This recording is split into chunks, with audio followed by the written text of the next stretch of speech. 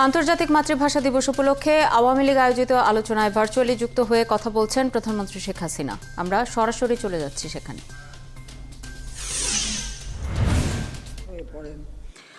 এই যে দীর্ঘদিন তিনি কারাগারে অনশন করেছেন, বন্দী থাকা অবস্থায়ও সেখানে ছাত্র নেতাদের সাথে কথা বলেছেন।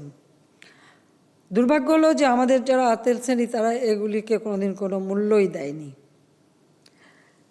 আমি যখন এই রিপোর্টগুলি পেলাম এবং এগুলি আমি আর বেবি মওদুদ আমার বান্ধবী আমরা একটু পড়ে এই তথ্যগুলি পেয়ে আমি একটা ভাষণে এই বক্তৃতাটা দিয়েছিলাম বাংলা একাডেমিতে। তা আমার এই ভাষণের পর বদরুদ্দিন ওমর আমার বিরুদ্ধে একটা বিরাট আর্টিকেল লিখলো যে এসব কথা নাকি আমি খুব বানিয়ে বানিয়ে বলেছি, কারণ শেখ মুজিবের কোনো অবদান ভাষা আন্দোলনে নাই। কিন্তু ইন্টেলিজেন্স ব্রাঞ্চের রিপোর্ট তো শেখ মুজিবের বিরুদ্ধেই আছে, আর কারোর বিরুদ্ধে তো এত নাই। তার বিরুদ্ধে লিখেছে যে তিনি ছাত্রদের উস্কানি দিচ্ছেন, তিনি আন্দোলন করছেন, তিনি সব জায়গায় যাচ্ছেন এবং ভাষার জন্য প্যাম্পলেট তৈরি করা, লিফলেট তৈরি করা, রেজুলেশন নিয়ে সেই রেজুলেশন তৈরি করে সেগুলি সমস্ত জায়গায় ছড়িয়ে দেওয়ার কাজ করে যাচ্ছেন, বক্তৃতা দিয়ে বেড়াচ্ছেন। এবং এর মাঝে তো অনেকবারই যেদিন গ্রেপ্তার হয়েছে আবার মুক্তি পেয়েছেন জামিনে, আবার সেই একই দিনে আবার গ্রেপ্তার হয়েছেন, আবার মুক্তি পেয়েছেন। তার জীবনে তো এইভাবেই চলে যাচ্ছিল। আজকে ইন্টেলিজেন্স ব্রাঞ্চের এই রিপোর্টগুলি যদি আমি প্রকাশ না করতাম তাহলে বোধহয় এই তথ্যগুলি অধুরাই থেকে যেত। তাছাড়া অসমাপ্ত আত্মজীবনীতেও তিনি যে কথাগুলি লিখেছেন, এই বইটা ডায়েরিটা বের করার পরেই তো মানুষ অনেক সত্যকে জানতে পেরেছে। তো যিনি সেদিন আমার বিরুদ্ধে বড় আর্টিকেল লিখেছিলেন দেখে আমরা দুইজন, আমি আর বেবি তখন সমস্ত তথ্য এবং ফাইল কপি করে নিয়ে আমাদের এমআর আক্তার মুকুলের বাসায় যাই। শান্তিনগর ওনার বাসা ছিল, ওনার কাছে যে মুকুল ভাইয়ের বলে যে আপনি এই বদরুদ্দিন ওমরের লেখার উত্তর দেবেন, কারণ আমরা তো চুনোপুটি, আমাদের লেখার তো আর কোনো মূল্য থাকবে না, কিন্তু আপনি যদি লেখেন তাহলে একটা দাম থাকবে। তারপর তিনি কিন্তু সেই আর্টিকেলটা লেখেন। এমনকি আমাদের অনেকেই আমাকে বলছে কি দরকার ছিল এসব কথা বলার, যা কিছু একটা সত্য কথা বললেই তো অনেকের মনে হয় কী দরকার ছিল এ কথা বলার, এ কথাগুলি শুনতে হয়। আমাদের আন্দোলন সংগ্রামের পথে এরকম বহু বাধা আসে এবং সত্যকে মুছে ফেলার অনেক চেষ্টা করা হয়। এটাই হচ্ছে সবথেকে বড় দুর্ভাগ্য। তবে আমি এটা সবসময় বিশ্বাস করি, সত্যকে কখনো ধামাচাপা দেওয়া যায় না। সত্য একদিন না একদিন উদ্ভাসিত হবেই, আপন মহিমায় আপন করবে। সেটাই আজকে, সেটা বাস্তব, সেটা আমরা দেখতে পাচ্ছি। আজকে সেটাই বাস্তবে রূপ নিয়েছে। বঙ্গবন্ধু শেখ মুজিবের জীবনটাই ছিল এই দেশের মানুষের জন্য, বাঙালির জন্য। একটা জাতিকে যদি ধ্বংস করতে হয় তাহলে তার ভাষা সংস্কৃতির উপরই আঘাত দেয়। তা পাকিস্তানিরা আমাদের উপরে সেই আঘাতই সবার আগে দিয়েছিল।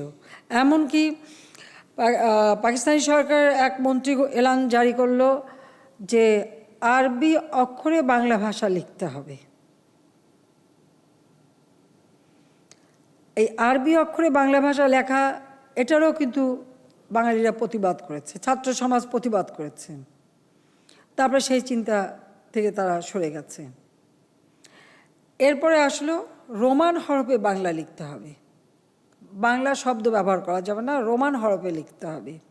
তখন আমরা ছাত্র, তখন আমরাও প্রতিবাদের রাস্তায় নেমেছিলাম যে রোমান হরফে আবার বাংলা কেন? বাংলার তো একটা নিজের ঐতিহ্য আছে, বাংলার একটা সংস্কৃতি আছে। বাংলা আপন স্বকীয়তায় আপন মহিমাই উদ্ভাসিত, তাকে আবার অন্যের অন্যের বর্ণমালা ধার করে আনতে হবে কেন?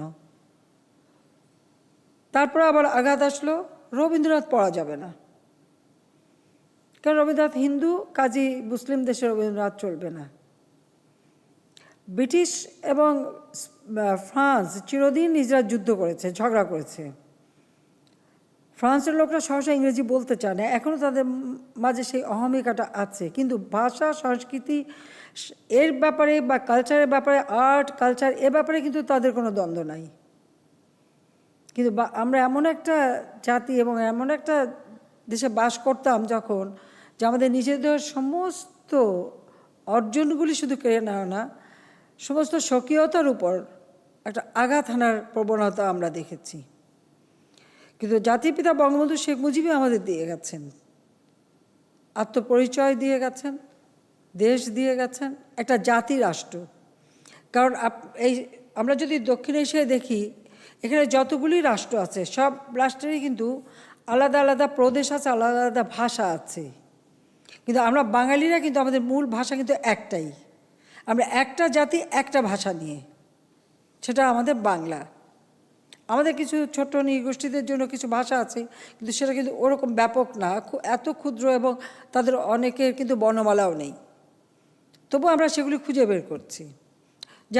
যখন আসলে এই আন্দোলনের পর যখন বঙ্গবন্ধু শেখ মুজিব মুক্তি পেলেন 52 সালে, তারপর আবার সংগ্রাম পরিষদ গঠন করা, এবং 53 সালে শহীদ দিবস প্রথম পালন করলেন।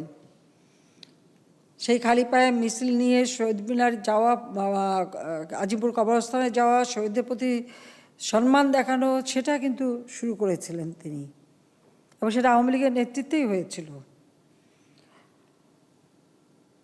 56 সালে যখন 54 সালে আওয়ামী লীগ মাত্র অল্প কিছুদিন ক্ষমতায় ছিল, যুক্তফ্রন্ট, তখন এই দাবিটা ছিল যুক্তফ্রন্টের যে 21 দফা দাবি, সেখানেও কিন্তু বাংলাকে রাষ্ট্রভাষা করার দাবিটা উত্থাপন করা হয়েছিল।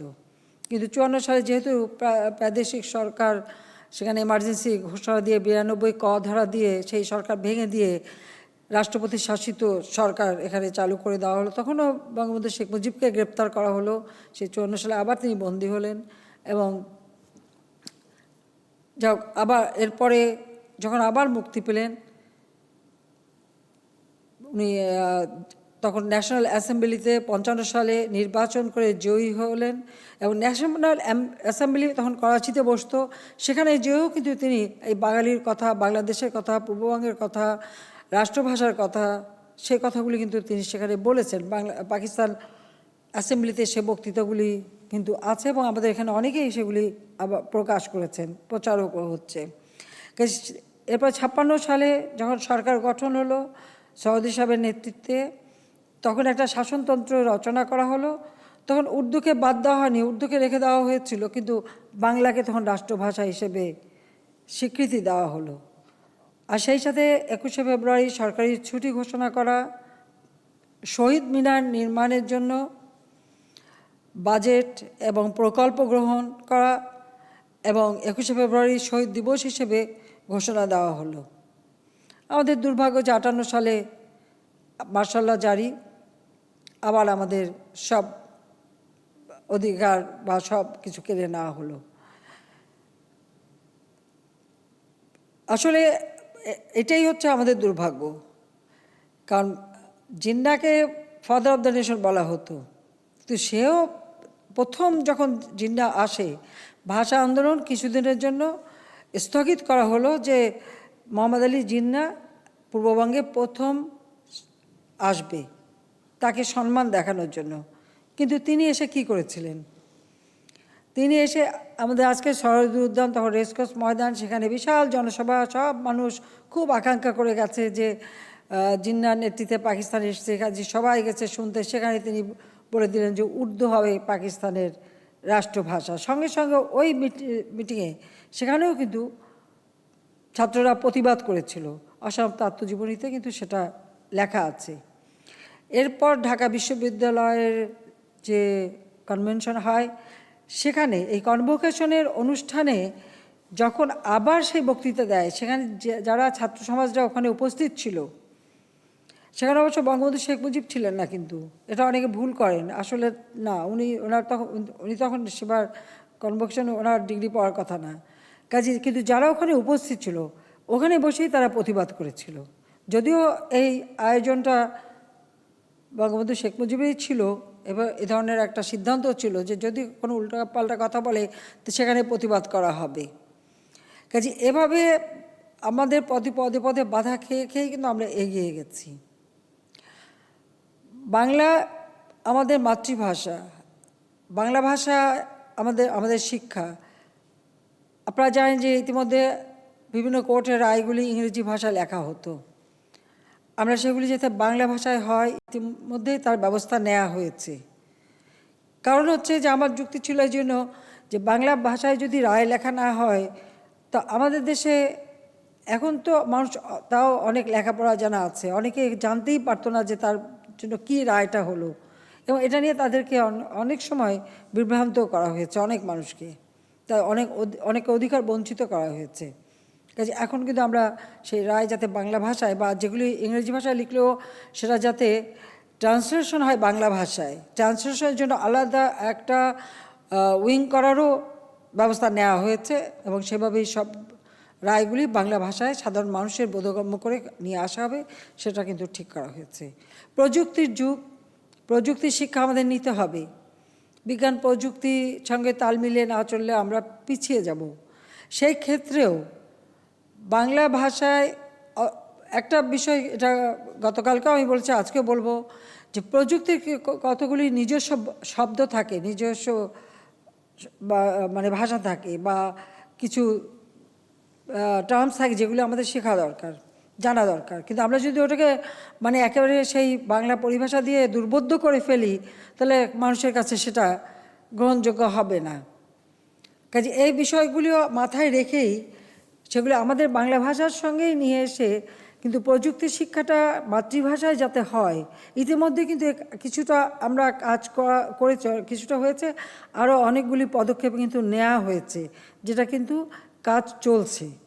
যে প্রযুক্তির অর্থাৎ এই যে আমরা কম্পিউটার বা ফোন বা যা আমরা ব্যবহার করি না কেন, সেগুলি মাতৃভাষায় ব্যবহার করা, কিন্তু সাথে সাথে সেগুলি যে সমস্ত শব্দগুলি অতি পরিচিত হয়ে যায় সকলের কাছে, সেটা যে ভাষারই হোক না কেন, সেই ভাষারই সেটা রাখতে হবে, যাতে এটা সকলের কাছে বোধগম্য হয়, সহজলভ্য হয় এবং মানুষের কাছে সহজে ব্যবহারযোগ্য হয়।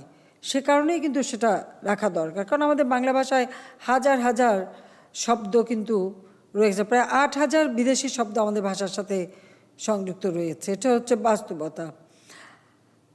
আজকে শুধু আমরা শহীদ দিবস, একসময় শুধু আমরা শহীদ দিবসই পালন করতাম, কারণ আমাদের শহীদরা বুকের রক্ত দিয়ে গেছে। কিন্তু আজকে সেই সাথে সাথে এই শহীদ দিবসটি আন্তর্জাতিক মাতৃভাষা দিবস। কানাডা প্রবাসী রফিক এবং সালাম, তাদেরকে আমি বলেছিলাম যে আপনারা তো কানাডায় বসবাস করেন, আমার মনে হয় ওই যে ভাষার শহীদদের আত্মাটা নিয়েই বোধহয় আপনারা জন্মগ্রহণ করেছেন। তার কারণ কারণ আমাদের ভাষার শহীদদের মধ্যে রফিক আর সালাম কিন্তু রয়েছে। আর এই আমাদের কানাডা প্রবাসী পৃথিবীর আরও কয়েকটি ভাষাভাষীকে নিয়ে ভালোবাসি মাতৃভাষা এই নামে একটি প্রতিষ্ঠান গড়ে তোলে, এবং তারই মাধ্যমে তারা একটা প্রস্তাব পাঠায় জাতিসংঘে, যেন 21শে ফেব্রুয়ারিকে আন্তর্জাতিক মাতৃভাষা দিবস ঘোষণা করা হয়। জাতিসংঘ থেকে এটা জানানো হয়েছিল যে একটি সদস্য রাষ্ট্রকে প্রস্তাব পাঠাতে হবে। যখনই আমার কাছে খবর এলো, সঙ্গে সঙ্গে আমরা উদ্যোগ নিলাম এবং আমরা প্রস্তাব দিলাম, এবং সেই প্রস্তাব পাশ হলো। আজকে আন্তর্জাতিক মাতৃভাষা দিবস হিসেবে 21শে ফেব্রুয়ারি, এটা শুধু বাংলাদেশে না, আজকে বিশ্বব্যাপী এটা কিন্তু মানে অনেকেই পালন করে যাচ্ছেন। এমনকি অনেক দেশে, যেমন নেদারল্যান্ড থেকে আমি আজকে মেসেজ পেলাম, সেখানে আমাকে অ্যাম্বাসেডর পাঠিয়েছেন, তো একটা অনুষ্ঠান করেছিলেন নেদারল্যান্ডের বিভিন্ন প্রদেশে তাদের নিজস্ব যে মাতৃভাষা, সেই ভাষাই তারা ওই 21শে ফেব্রুয়ারিকে স্মরণ করছে। কাজে যে আমার ভাইয়ের রক্তে রাঙানো 21শে ফেব্রুয়ারি আমি কি ভুলতে পারি, বিভিন্ন ভাষায় কিন্তু এটা অনুবাদ হচ্ছে, এবং অনেকে এই দিনটাই পালন করে। এবং আমাদের শহীদ মিনারের মতো সেই শহীদ মিনার অনেক দেশে এখন প্রতিষ্ঠা লাভ করেছে। এটা আমাদের জন্য একটা গৌরবের, যে বাঙালি রক্ত দিয়ে মাতৃভাষার মর্যাদা রক্ষা করে গেছে, এবং সারা বিশ্বের যারা মাতৃভাষাভাষী তাদের মাতৃভাষার প্রতি সম্মান আমরা দেখাচ্ছি। এবং আমাদের এই চেতনা থেকে, এই আত্মত্যাগ থেকে আজকে পৃথিবীর বিভিন্ন ভাষাভাষী কিন্তু তাদের মাতৃভাষাকেও মর্যাদা দিতে শিখছে এবং তারা ব্যবহার করছে, তারা সেটাকে সম্মান দেখাচ্ছে। এটাই আমাদের জন্য অত্যন্ত গৌরবের বিষয়।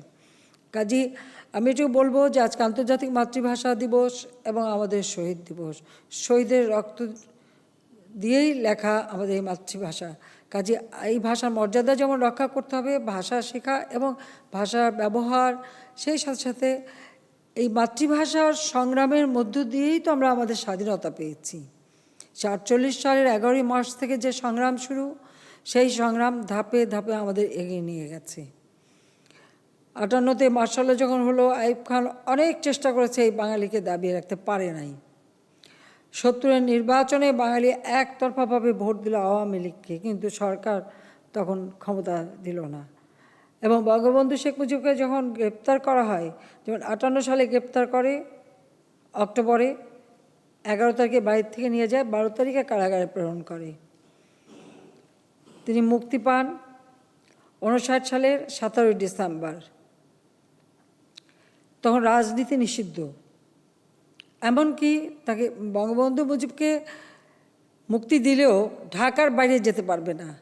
ঢাকার বাইরে যেতে গেলে তাকে পুলিশ স্টেশনে খবর দিয়ে পারমিশন নিয়ে যেতে হবে। ঠিক এইরকম একটা অবস্থায় তিনি কিন্তু বসে থাকেননি। ছাত্রদেরকে প্রস্তুত করা, 61 সালেই স্বাধীনতার জন্য বিভিন্ন জেলায়, মহকুমায় নিউক্লিয়াস ফর্ম করে তাদেরকে দিয়ে, যেমন স্বাধীনতার এই চিন্তা চেতনাটা মানুষের মাঝে গ্রথিত হয়, সেটার জন্যই তিনি বিভিন্ন পদক্ষেপ নেন এবং সেইভাবে গড়ে তোলেন। এবং তিনি ইন্স্যুরেন্স কোম্পানিতে চাকরি নেন।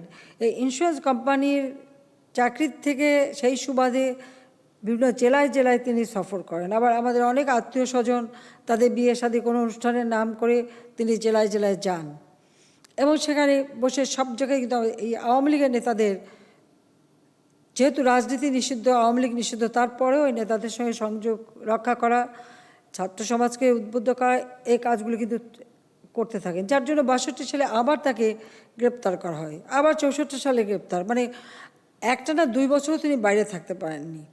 আর 66 সালে যখন 6 দফা দিলেন, মাত্র 32 দিনের মধ্যে 35টা জনসভা তিনি করেছিলেন। কিন্তু প্রায় 8 বার তাকে গ্রেপ্তার করা হয়, জামিনে মুক্তি পান, আবার এক জেলায় যায়, আবার মুক্তি পান, আবার আর এক জেলায় যান। এইভাবে কিন্তু এই 6 দফা প্রচার করেন। সবথেকে একটা লক্ষণীয় ব্যাপার, আমি জানি না পৃথিবীতে এরকম কোনো দৃষ্টান্ত আছে কি না, 6 দফা দেওয়ার সাথে সাথে এত অল্প দিনের মধ্যে এই 6 দফা মানুষ এমনভাবে গ্রহণ করলো, যেটা যে তাদের মুক্তি সনদ, সেটাই তারা গ্রহণ করেছিল। এবং খুব সহজ ভাষায় কেন 6 দফা, সেটার বিভিন্ন প্রচারপত্র বিলি করা, সেটার উপরে লেখা, সেটার উপরে যত রকমের, কারণ আজকাল তো অনেক সহজ হয়ে গেছে প্রযুক্তির যুগে, তখন এটা ছিল না। কিন্তু তারপরেও একেবারে প্রত্যন্ত মানুষের কাছে কিন্তু এটা পৌঁছে যায়, ঠিক যেভাবে ভাষা আন্দোলনের কথা পৌঁছে গিয়েছিল। এবং তারই ভিত্তিতে আমরা দেখি, যেমন ঢাকা কারাগার থেকে 18 জানুয়ারি 68 সালে বঙ্গবন্ধু শেখ মুজিবকে মুক্তি দিল, দিয়েই তাকে আবার ওখান থেকে জেলগেট থেকে আবার গ্রেপ্তার করে ঢাকা ক্যান্টনমেন্টে নিয়ে বন্দি করে রাখলো। আমরা পরিবার জানতেই পারিনি উনি কোথায় আছেন, কেমন আছেন, বেঁচে আছেন কিনা, সেটা জানারও আমাদের কোনো ক্ষমতা ছিল না। দীর্ঘদিন যখন আগরতলা ষড়যন্ত্র মামলা শুরু হলো বা মামলা দেওয়া হলো, তখনই এই কোর্টে প্রথম দেখা, সেটা জুলাই মাসে কোর্ট বসলো, তখনই প্রথম আমরা জানলাম যে না, উনি বেঁচে আছেন।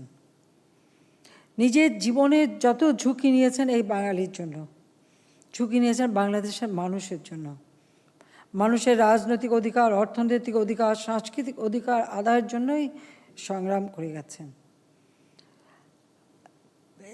বাংলাদেশ আওয়ামী লীগ সহ অন্যান্য সংগঠন এবং ছাত্র সংগ্রাম পরিষদ গঠন করে যে সংগ্রাম আমরা করেছিলাম 69 গণ অভ্যুত্থান, সেই অভ্যুত্থানে বাধ্য হয়ে আইয়ুব খান এই আগরতলা মামলা প্রত্যাহার করে এবং 22শে ফেব্রুয়ারি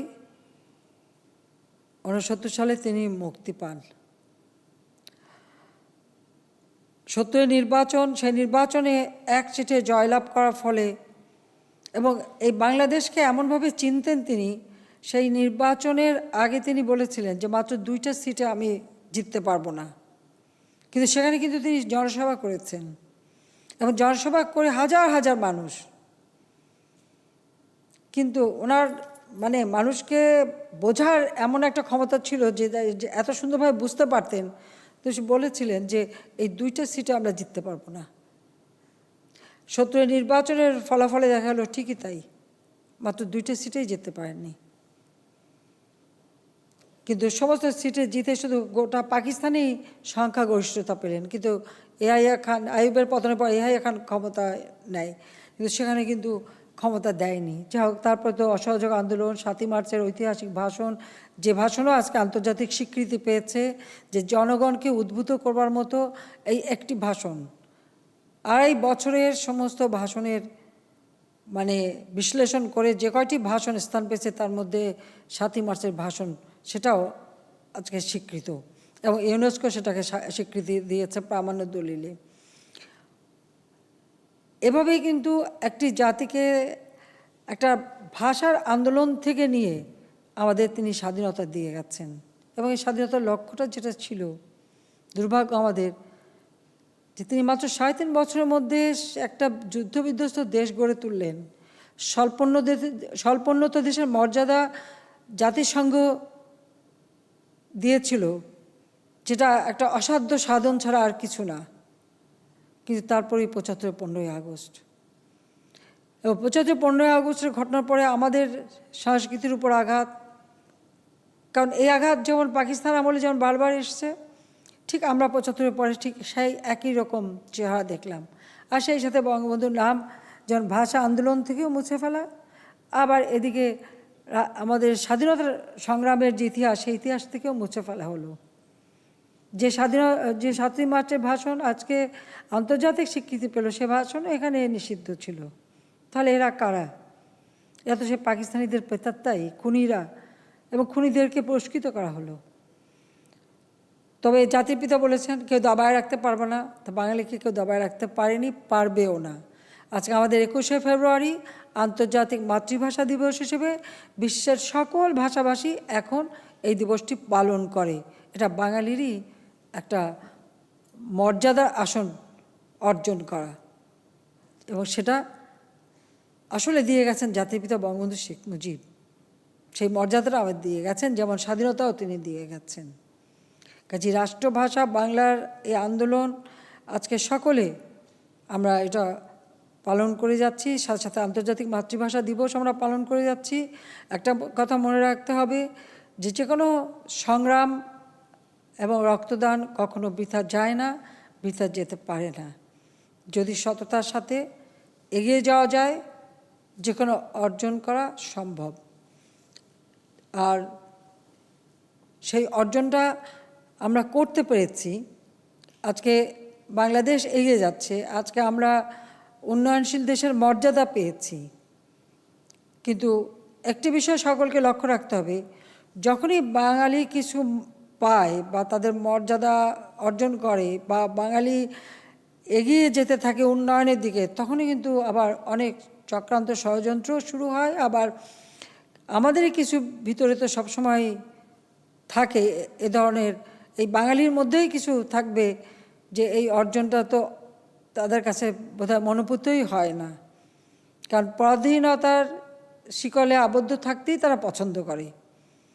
একটা শ্রেণী আছে, তারা কখনো আত্মমর্যাদা নিয়ে চলতে যায় না, তারা আত্মমর্যাদা বিকিয়ে দিয়েই আত্মতুষ্টি পায়। আর সেই শ্রেণীটা এখনও রয়ে গেছে আমাদের সমাজে। সেই জন্য যতই আমরা উন্নতি করি, যতই এগিয়ে যাচ্ছি, সারা বিশ্ব যখন সেই উন্নয়ন দেখে, আমাদের দেশের কিছু লোক কিন্তু সবসময় চিরদিন অন্ধই থাকে, তারা তা দেখে না। এবং তারা এই অর্জনের কথা বলতে গেলেও যেন তাদের একটা দ্বিধা। কিন্তু কেন তাদের ভিতরে এই ধরনের মানসিকতা, সেটাই আমার মাঝে মাঝে নিজেকে অবাক লাগে এবং আমার নিজের কাছে প্রশ্ন যে এরা কেন। আজকে আমরা স্বাধীন হয়েছি বলেই তো আজ বিশ্ব দরবারে মর্যাদা পেয়েছি। আজকে আমরা স্বাধীন হয়েছি বলেই তো আমাদের ভাষার জন্য যারা রক্ত দিয়েছে, সেই রক্তের মর্যাদা তারা পেয়েছে, যে আজকে 21শে ফেব্রুয়ারি শুধু আমাদের না, সারা বিশ্বে আন্তর্জাতিকভাবে স্বীকৃত। কাজে তাদের এই মহান আত্মত্যাগ, যার মাধ্যমে আমরা মহৎ অর্জন করতে পেরেছি, যেটা সবসময় জাতিপিতাই বলতেন যে মহৎ অর্জন, মহান আত্মত্যাগ দরকার, আর সেটাই আমরা করতে পেরেছি। আমাদের এই মর্যাদা নিয়েই চলতে হবে। আর যারা এই ধরনের মানসিকতায় ভোগে, তো জাতিপিতা কিন্তু একটা কথা বলতেন যে বাংলাদেশের মাটি এত উর্বর, এখানে যেমন অনেক ফসলও হয়, আবার সেখানে পরগাছা অগাছাও জন্মে। তো এই অগাছা থাকবে, এটা ঠিক, কিন্তু অগাছা কী করতে হবে সেটা বোধহয় বাঙালি নিজেকেই ভাবতে হবে। কারণ আমরা আমাদের স্বাধীনতার সুফল বাংলাদেশের মানুষের ঘরে ঘরে পৌঁছে দিতে চাই, বাংলাদেশের মানুষের জন্য উন্নত জীবন নিশ্চিত করতে চাই। শিক্ষায়, দীক্ষায়, সাংস্কৃতিক চর্চায় সব দিক থেকে এই বাঙালি নিজের মর্যাদা নিয়ে স্বমহিমায় গৌরবে বিশ্ব দরবারে মাথা উঁচু করে চলবে, এটাই আমাদের কামনা, এটাই আমরা চাই। আর এই ভাষা শহীদ, স্বাধীনতার শহীদ সকলের প্রতি এবং জাতির পিতার প্রতি এটাই আমাদের অঙ্গীকার। সবাইকে ধন্যবাদ। জয় বাংলা, জয় বঙ্গবন্ধু, বাংলাদেশ চিরজীবী হোক। জয় বাংলা। এখন আর চিরজীবী লাগবে না, জয় বাংলা বললেই হবে। জয় বাংলা। আওয়াজ কই? আন্তর্জাতিক মাতৃভাষা দিবস উপলক্ষে আওয়ামী লীগের আয়োজিত আলোচনা সভায় ভার্চুয়ালি যুক্ত হয়ে বক্তব্য রাখছিলেন প্রধানমন্ত্রী শেখ হাসিনা। আমরা এতক্ষণ সরাসরি তাঁর বক্তব্য শুনছিলাম।